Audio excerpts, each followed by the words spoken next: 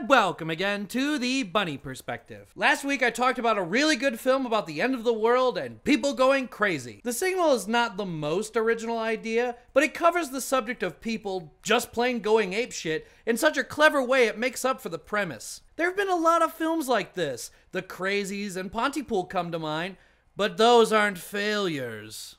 The turd I plan to talk about today is Muppets in Space, a blatant and awful ripoff of such a great low-budget horror film. How can I possibly call this movie for kids a ripoff of a horror film? Well, stay tuned to see. I'm sure it will make sense why this is happening. Way back then it was okay to be a little weird, but all my friends are dead and some have even grown a beard. Muppets in Space, or as I like to call it, the last nail in the Muppet theatrical coffin, is about Gonzo's origin. I don't want to be alone! I know, right?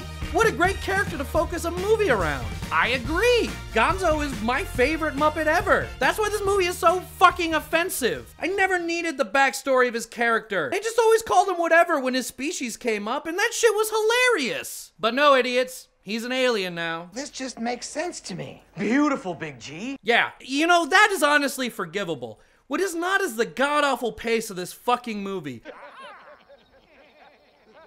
It's so goddamn boring. No joke, I remember it being bad, but when I went back to watch it for this episode, I kept falling asleep. I should not be falling asleep during a Muppet movie. The other big problem is, for some reason, this fuck Pepe is all over this dumb movie. Who cares? Flying saucer, maybe. This thing is among the reasons I think it took a decade for the Muppets to get another film release. And I will smack you.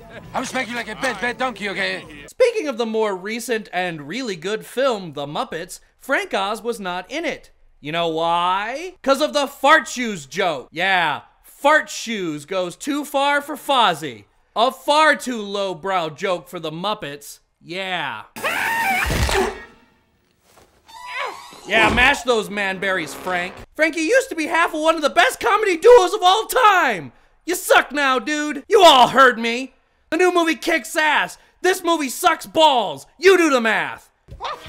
Great! He was in all the Star Wars prequels. The message of this movie is so obvious it becomes tiring. They beat you over the head with this lazy environmental shit, and you get really distracted to what the story is even about.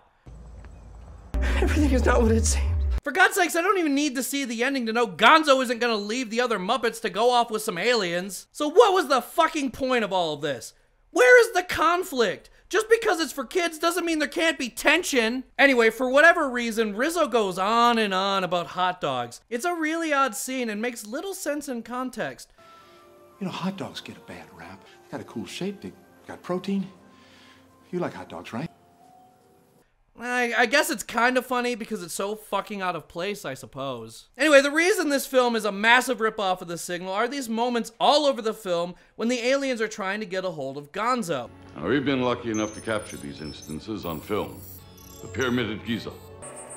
The Spiral. They use a signal to warp reality. We are not the same as you. See, they made that sandwich talk Hey, Mopey. just like that severed head.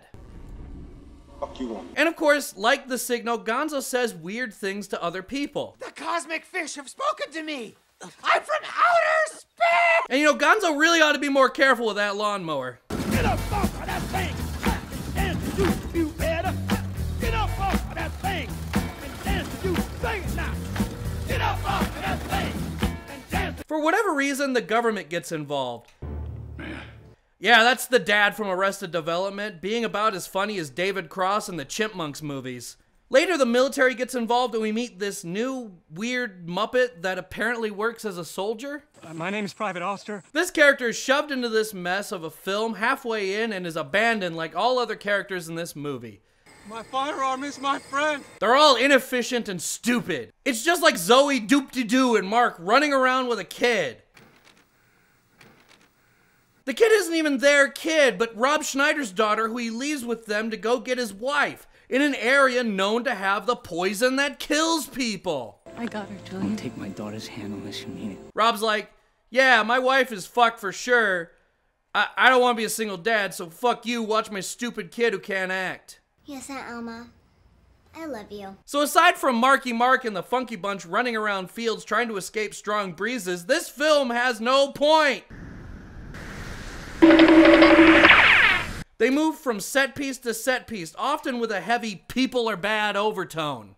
Especially the kids getting killed scene. You're being crazy, Mr. Moore. Show your faces! Let the gas in. No! This scene makes no sense. Why doesn't Marky Mark drag these two idiots away? Why do the guys inside the house open the door and the window to shoot them if they're worried about the gas getting in? So this scene is just one of the many R-rated scenes for the sake of an R-rated scene. It's like a road trip movie about people acting like aliens and or getting poisoned by tree farts so they kill themselves. Hey dummy, you know if that toxin makes you kill yourself, why are you carrying around a gun with you? Of course, the one good thing about this turd are the suicides.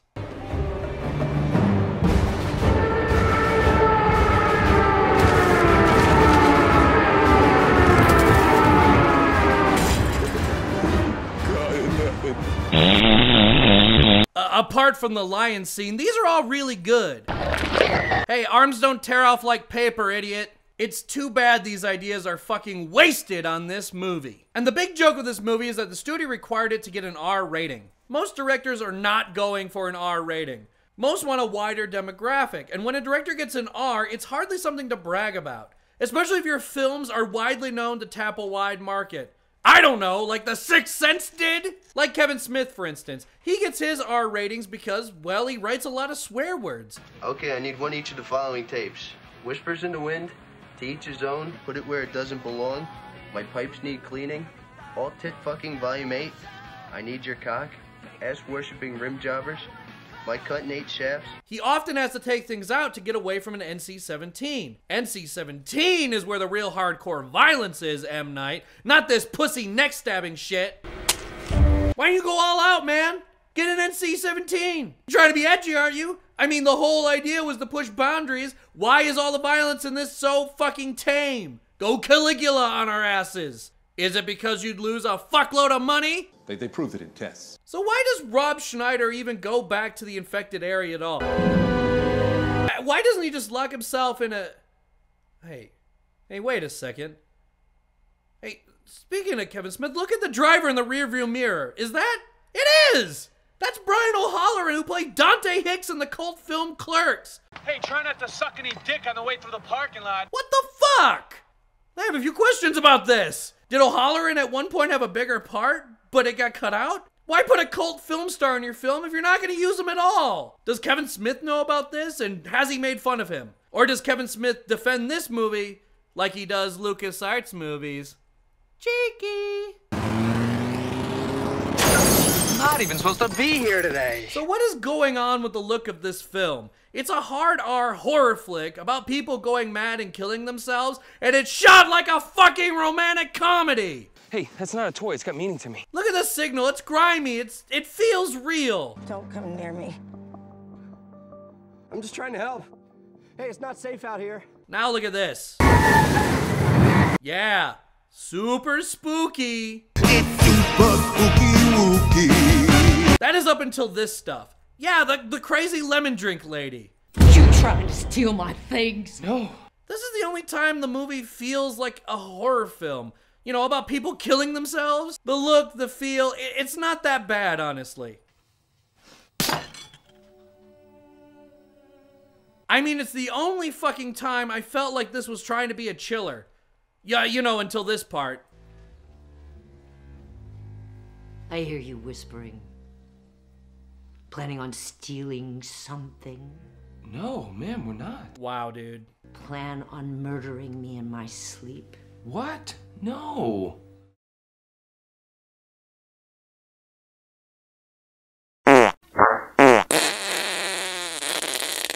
It's not a question of whether or not this movie's concept is creepy. The question is, why isn't it? What? No. It's about an airborne toxin that makes people kill themselves. But not one person acts like a fucking person throughout this turd. Whatever this is, it looks like it's not occurring about 90 miles from here.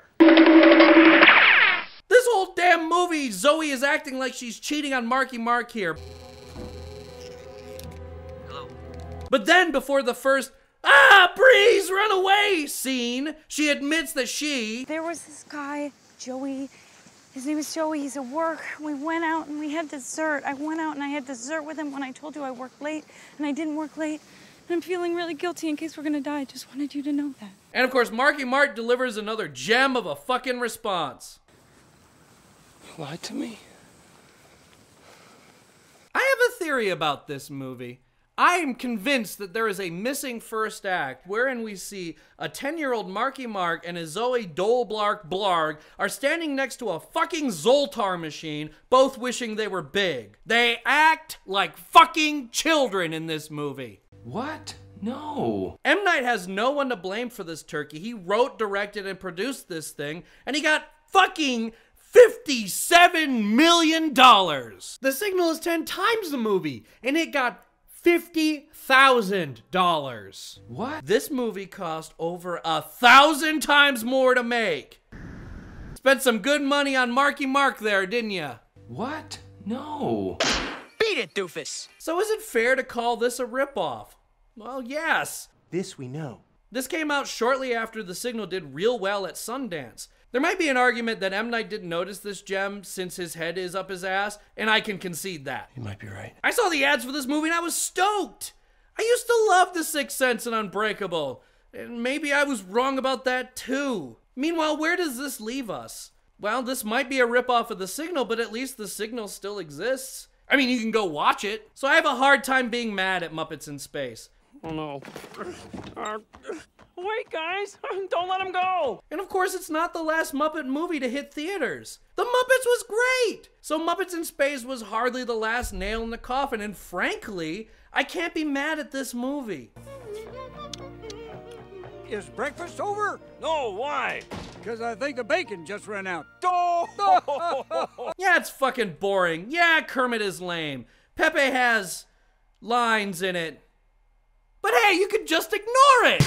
Everything is great, everything is grand. I got the whole wide world in the palm of my hand. Everything is perfect, it's falling into place. I can't seem to wipe this smile off my face. Life smells like a rose, with someone to paint and someone to pose.